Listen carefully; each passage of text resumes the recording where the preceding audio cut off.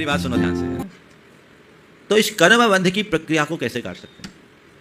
शास्त्रीय भाषा में कहें तो तपस्या से कर्म करते हैं।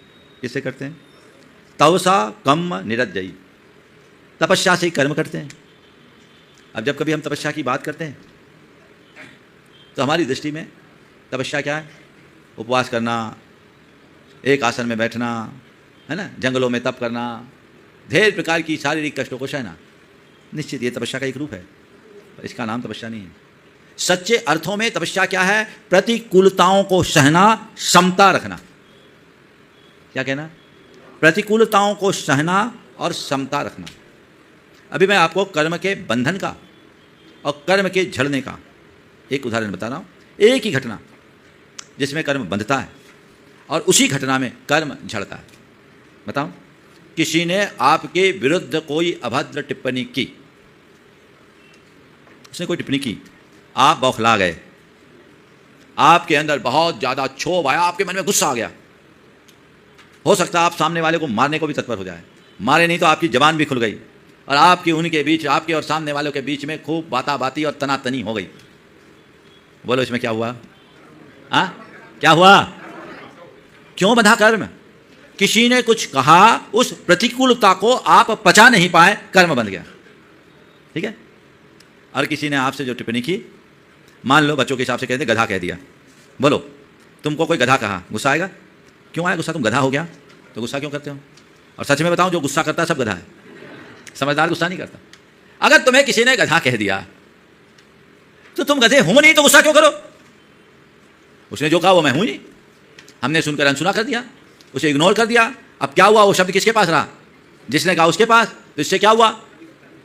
एक निमित्त कर्म का तूफान बनकर आया था। आप बच गए, आप बच गए। तत्व ज्ञान का आश्रय लिया, आप में समता आई। क्या हुआ? कर्म झड़ा। क्या हुआ? कर्म झड़ा। तो समता भाव से कर्म झड़ते हैं। ये बात कहाँ रखना है? यहाँ।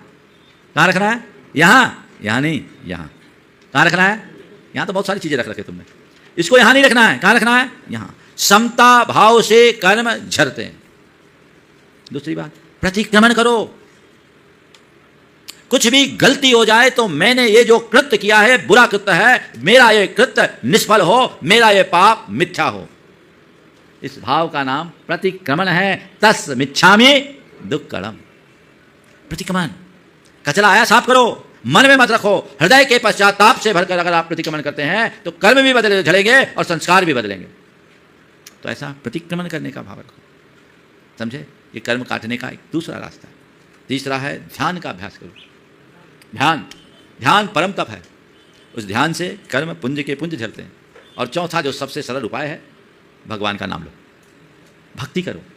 हम लोग बोलते हैं भक्तामन में आसाम तवस्तव नमस्त समस्त दोषम तत्संखतापि जगताम दुरितानि हंति दूरे सहस्र किरणः कुरुते प्रभैव पद्मा करेषु जलजानि विकास। महाराज, आपके दोष रहित स्तवन की बात तो बहुत दूर की है, आपका नाम भी संसारी प्राणियों के पापों को झड़ा देता है।